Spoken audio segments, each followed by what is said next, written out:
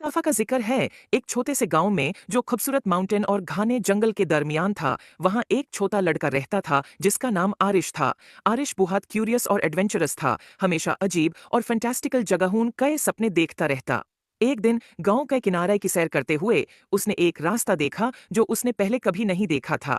ये रास्ता एक पुराने जादुई घर तक जाता था जो फूलों से ढका हुआ था, और एक गार्डन जो जादू से चमकता था उसके इर्द गिर्द था।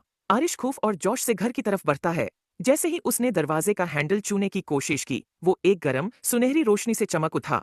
दरवाजा खुद ब खुद खुल गया, जैसे कि वो उसको बुलाता हो। अंदर घर अजीब और शानदार चीजों से भरा हुआ था। किताबें जो राज बताती थीं, पेंटिंग्स जो हरकत करती थीं, और फर्नीचर जो अपनी ही धुन पर नचता था। जब आरिश घर को देख रहा था, उसकी मुलाकात एक बारी उल्लू से हुई जो बोल सकता था।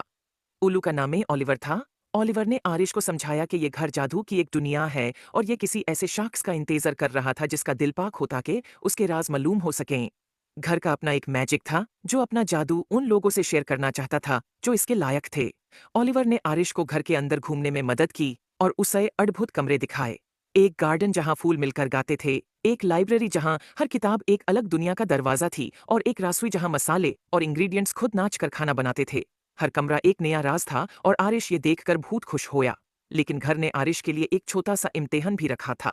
घर के सबसे गहराई हिस्से में एक ताला लगा हुआ कमरा था जो सिर्फ वो खोल सकता था जो सच्चे दिल से जादू पे यकीन करता हो। ओलिवर ने आरिश को एक चाबी दी और कहा कि अपने दिल पर भरोसा करो। आरिश ने गहरा सांस लिया और ताला के सामने गया, चाबी डाली और घूमे। दरवाजा धीरे धीरे खुल गया और एक कमरा रोशनी से भर गया, और ऐसा खूबसूरत मंजर आरिश ने कभी नहीं देखा था। एक आईना जो मुस्तकबिल दिखाता था।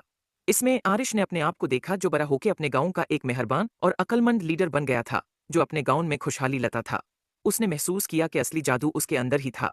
आरिश ने ओलिवर और जादू के घर का शुक्रिया अदा किया और वादा किया कि वो अक्सर वापस आएगा। और इस तरह आरिश और जादू का घर सबसे अच्छे दोस्त बन गए, और उनकी दोस्ती ने गांव में सलोन तक जादू और खुशियों को ले आया। उम्मीद है आपको स्टोरी पसंद आए होगी। Please like and subscribe my YouTube channel